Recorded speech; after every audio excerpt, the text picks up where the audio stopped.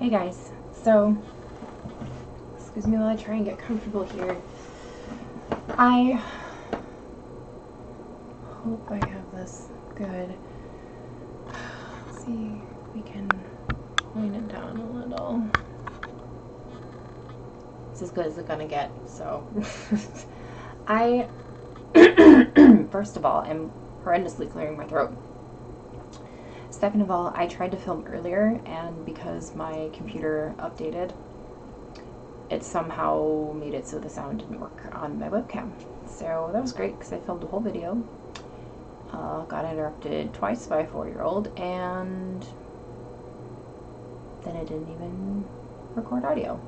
So by that time, I had to go and do my mom thing, and yeah, so oh, my background just changed. Now it's gonna change the lighting. See if we can switch that. Nope, that's not helpful. Still a dark background. This is what happens. Alright, you know what? I give up. I officially give up. So, I'm gonna try and not be such a perfectionist about it and just roll with it, because that's the whole point of the series. Is it's supposed to be more candid and me just kind of being myself. So first things first, I dug up my old, oh, you can hear police cars. So I hear sirens. I dug up a camcorder that my mom had given me a few years back, and I'm gonna see if recording with this might be helpful, also because it has, I think I found the remote that goes with it, so I'm gonna charge that up tonight and explore recording with that as well. So that might be something to play around with in the future. But oh, I'm so sick of clearing my throat. I'm sorry guys, I've been sick for like a month. It's ridiculous. I'm not even exaggerating. It seriously has almost been a month. It'll be a month in like 3 days. So what I tried to do earlier when I was making my video for today is I had actually received some packages in the mail, and I had unboxed them to show them to you guys, and then I was kind of talking about a few other things. So I'm just gonna have to revisit what I was doing here. I had gotten a couple of packages. One of them was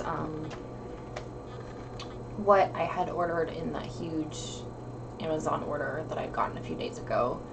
This was the last thing that was delayed and didn't come, so it came today. This is the Halloween Tarot. I've wanted this deck, I think, yeah, for about 10 years. So, so I'm kind of excited to finally have it because it's super cute. It's a Rider-Waite clone, but it's Halloween-y, so that's fantastic. Hi, Prue. And it's just in time for that season, so finally got that. It was only $12 on Amazon, and I figured, why not? Let's finally do it. The other thing that I got was I got a package from Erica, who is Raw Spirit here on YouTube. There was a few decks that she wanted to rehome, and so she passed them along to me. The first is, it did come with the box, but the box was so beat up I actually ended up tossing it. But this is the Ghost and Spirits Tarot by Lisa Hunt, and it's really creepy.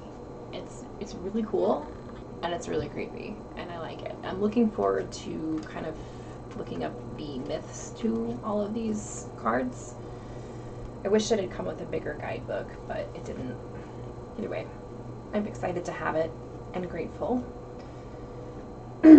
And then I have a kitty here.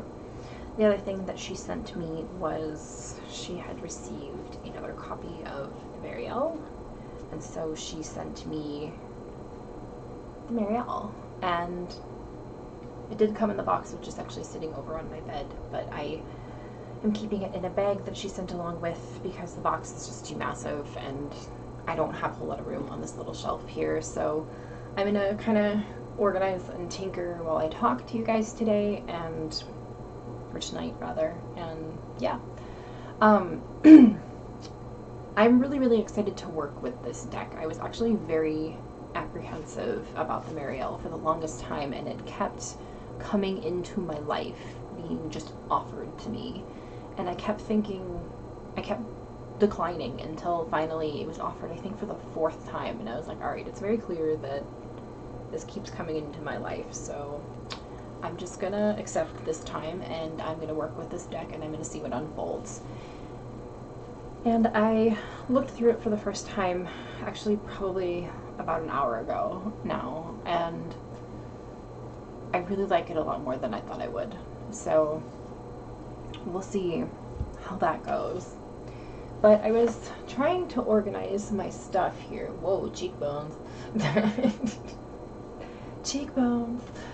That's what happens when you get older. See, you guys are gonna see like the really weird stuff that I do. I was trying to organize my decks earlier, and I had removed some of them that were in boxes because the boxes were just too large. If it was my preference, I would keep all of my decks in boxes if they were this size, just because it would be so much easier. But about half of them are in bags and half of them are in boxes. So I have one half of the shelf that's bags and one half of the shelf that's boxes. And yeah, I got this little guy to hopefully put the bags in. So we'll see how this goes here while I tinker. I had, sorry guys, that's cold, it's just awful. Like for instance, the Mystical Cat Tarot, the box is massive and I just threw it in this.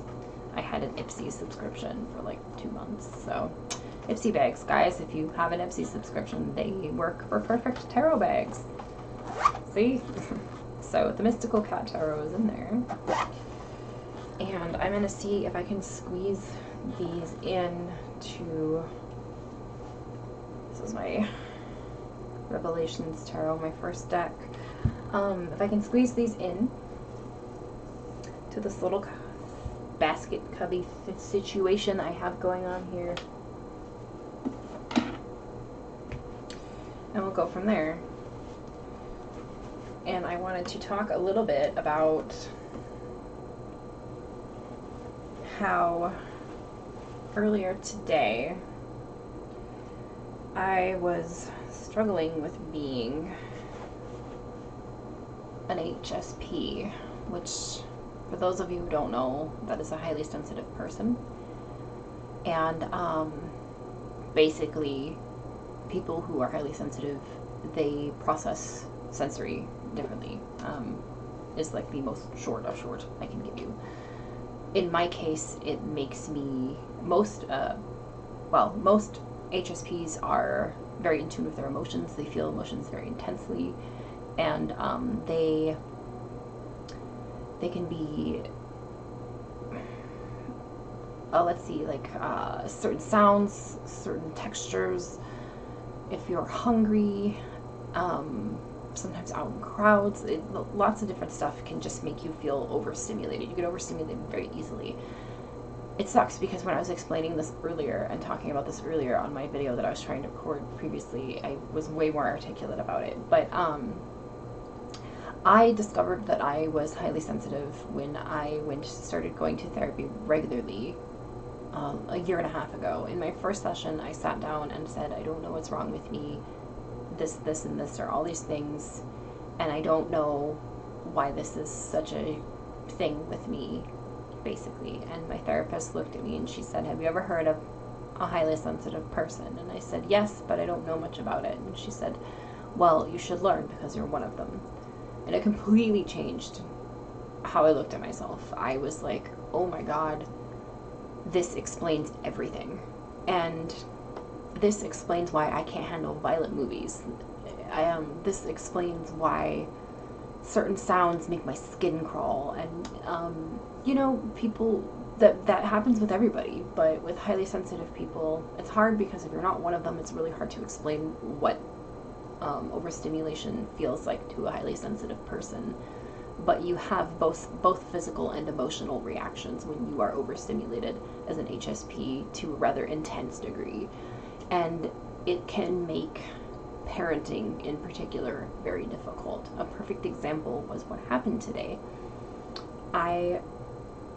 We took my boys over on a bike ride over to one of the parks by our house. When we got back, I was hungry, I was tired, I was sweaty, and I was just very, very overstimulated by all of the noise that they were making. And so I kind of got snippy, and I felt terrible because it seriously was just, I was overstimulated, and I needed to have a shower, be alone, and not be bombarded by sensory.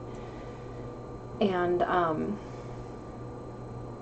being so sensitive is not something that's exactly encouraged in our society. It's something that is very much frowned upon. Most people don't understand what it's like to be so sensitive, and it's really, really frustrating because you feel like you are weak, you feel like you are misunderstood, and no matter what you do, you try to fit in, but you are not a person who can handle normal sensory. So overstimulation is something that is insanely hard to deal with when you're an HSP, and it happens so quickly, so suddenly sometimes, where you're just like, whoa, I suddenly cannot handle this.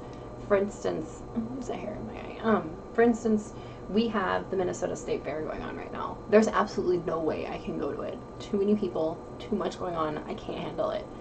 We usually go to our Renaissance Festival, our local Renaissance Festival every year, because it's not as jam-packed, and it's just a little bit easier for me to handle. But even at the end of that, I'm exhausted. I'm like, I can't. I'm so tired. Trying to put guidebooks down here on this shelf, and I need another bookshelf, guys. Like, I want one right there. And move those bins and stuff. Okay, so I put, like, I don't know if this is gonna work out. Oh, maybe. Oh, it's a little bit tight. Got a problem. Because I still have like 3 decks in bags that have not fit. So I need a bookshelf. Yeah. I don't like how this looks. It's not neat. It's gonna drive me nuts. Are you just gonna roll around and love everything, Kat? But yeah, I don't know if any of my subs are fellow HSPs. I don't know if anyone watches who knows what an HSP is. I'm sure some of you do. I'm sure some of you maybe even have listened to some of the things I've said and been like, holy crap, I wonder if I'm an HSP.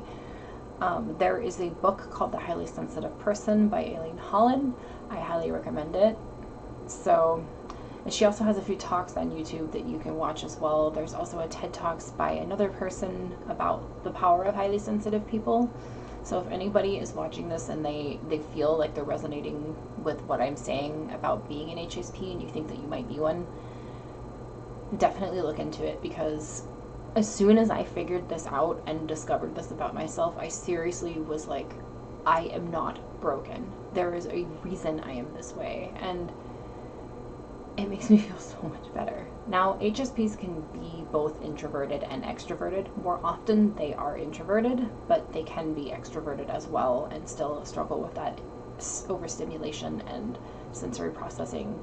But for me, I'm introverted. So when I become overstimulated, I immediately have to retreat to quiet and stillness, and I need it every day to get through my day. And it's really, really hard to be a stay-at-home mom and be bombarded by sensory, because children, they cause a lot of it, and that's okay. That's just who they are, and it's what they do, and that's normal. But when you're a highly sensitive person, you need to recharge more frequently. And even as an extroverted, highly sensitive person, so it makes parenting really difficult, and I feel a lot of guilt being a parent and trying to deal with being an HSP and manage that, which is one of the many reasons why I'm in talk therapy, which is amazing. If therapy is something you guys, anyone has been curious about, I do highly recommend it. Also for dealing with you know, I deal with anxiety and depression, and I have chronic pain. So, you know, having a therapist is remarkable, but I'm very much an advocate for mental health. So throughout this series, where I show a little bit more of a candid side of myself, you might hear me talk about mental health a little bit more. You might hear me talk about the struggles that I've had on a daily basis with mental health.